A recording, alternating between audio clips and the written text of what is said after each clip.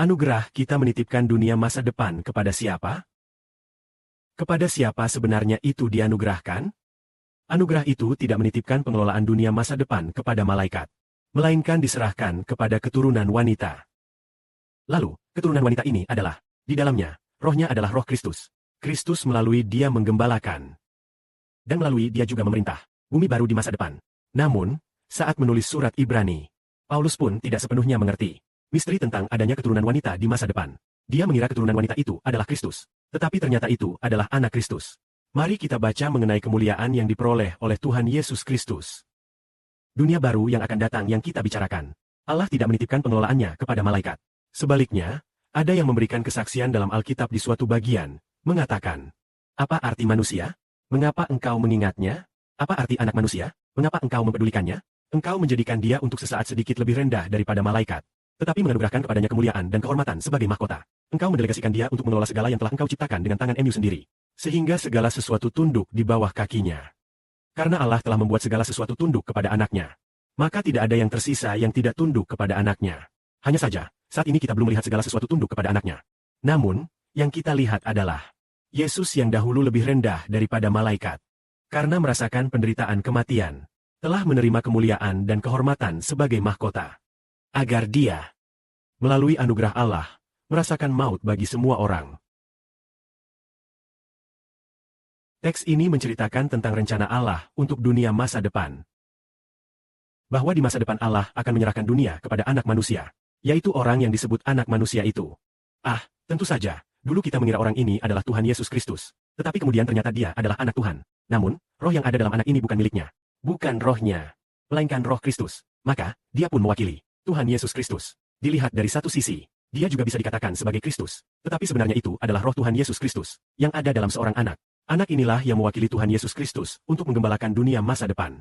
Jadi, untuk dunia masa depan, Allah tidak menitipkannya kepada malaikat, melainkan kepada Kristus. Dan dia bersaksi bahwa, Zhao Jianzheng akan berkata, "Saya bersaksi seperti ini. Apa arti manusia? Engkau mengingatnya. Apa arti anak manusia? Engkau memedulikannya. Engkau menjadikan dia untuk sesaat lebih rendah daripada malaikat, sedikit lebih hina, tetapi hanya menganugerahkan kepadanya kemuliaan dan kehormatan sebagai mahkota. Engkau mendelegasikan dia untuk mengelola segala ciptaan yang engkau ciptakan sendiri, sehingga semua makhluk tunduk di bawah kakinya." Apakah di sini segala sesuatu termasuk semua malaikat? Apakah termasuk semua makhluk yang disebut sebagai ciptaan? Ya, termasuk semua malaikat. Yaitu, anugerah itu adalah Tuhan Yesus Kristus, penguasa yang membuat segala sesuatu tunduk, roh yang tunduk kepada Tuhan Yesus Kristus. Tentu saja, roh Tuhan Yesus Kristus ada di antara saudara seiman. Ini berarti tidak ada satupun yang tidak tunduk kepada Tuhan. Dengan demikian, semua yang tidak tunduk kepada Tuhan, dan tidak menerima Yesus sebagai Tuhan penebus, pasti tidak berhak atas belas kasihan. Hari ini kita mengatakan bahwa kita percaya kepada Kristus, bukan karena mempercayai suatu hukum, atau tidak bergantung pada ayat tertentu dalam Alkitab untuk kekuatan. Dulu, dalam agama, kita sering berkata, suatu ayat membentuk saya. Suatu ayat memberikan manfaat bagi saya. Memang, hal-hal tersebut memberikan manfaat sesaat. Tetapi yang benar-benar memberikan kehidupan kepada kita, bukan berasal dari suatu ayat tertentu dalam Alkitab, melainkan dari anak Allah, Yesus Kristus, yang paling mengampuni kita, dan juga berasal dari Kristus. Itu hidup kita. Juga Tuhan memberikan hidup kepada kita, sehingga kita mengerti. Bahkan kita akan mendapatkan kedudukan sebagai anak. Semua berkat raja dan imam karena Kristus. Dan kita dibangkitkan dari kematian juga karena Kristus. Dosa diampuni. Menang atas dosa juga karena Tuhan Kristus. Kita bisa lepas dari godaan setan karena Kristus. Bahkan pagi ini Zibeon mengalahkan seekor ular. Malam karena Kristus. Maka kita mengerti tentang Kristus. Mengalahkan segala sesuatu. Seorang rasul terkenal Paulus berkata, karena Kristus dia mengabaikan segala sesuatu. Dia dulu memandang hukum sebagai harta termahal.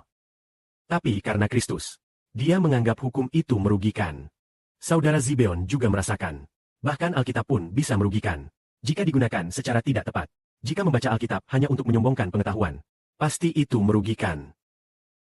Tapi satu hal tidak merugikan. Cinta yang dalam kepada Tuhan. Cinta kepada pemberian Tuhan tidak akan pernah merugikan. Menganggap Kristus sebagai harta termahal tidak akan merugikan. Jika menganggap Alkitab sebagai harta termahal, mungkin itu merugikan. Jika menganggap Alkitab sebagai harta termahal, mengungguli Kristus dengan Alkitab, itu merugikan. Alkitab melayani Kristus. Kristus tidak melayani Alkitab. Alkitab memberi kesaksian tentang Kristus. Kita mencari Kristus agar mendapatkan hidup sebagai harta termahal. Bukan menganggap Alkitab atau hukum sebagai harta termahal, melainkan mencari Kristus. Kristus lebih dari Alkitab.